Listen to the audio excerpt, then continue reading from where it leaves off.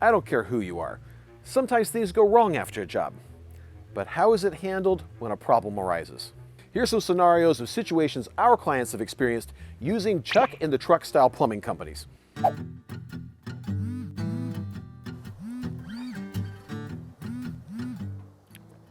Hello, this is Chuck's truck. May I help you? Hi, so I've actually run into a bit of a problem. Chuck came in yesterday and did a toilet install for me, and now it's rocking and a lot of stuff is happening over here, and I really need you to come check this out. Is there a possibility I could talk to the owner right now? The owner? Oh, I'm sorry, he's not available right now. What do you mean he's not in? Well, Chuck said that I should have a warranty in place for it, so I should be able to get it checked out. Oh, I'm sorry, there is no warranty on that. No warranty? What do you mean no warranty? He already told me.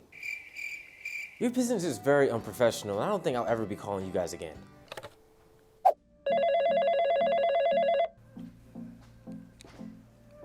Thank you for choosing Big B's Plumbing. This is Debbie speaking. How may I help you today?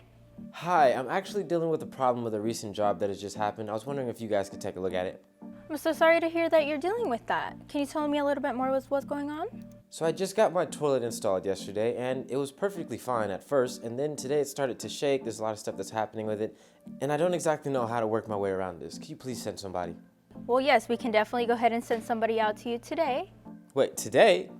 Oh, that'd be perfect. Thank you so much. You wouldn't believe what I had to go through. So what we can go ahead and do for you is send out our experienced technician in a well-stocked truck prepared to address your concern. Thank you again so much.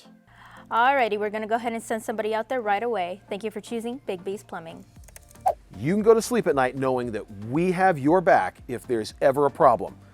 Don't fall victim to Chuck in a Truck.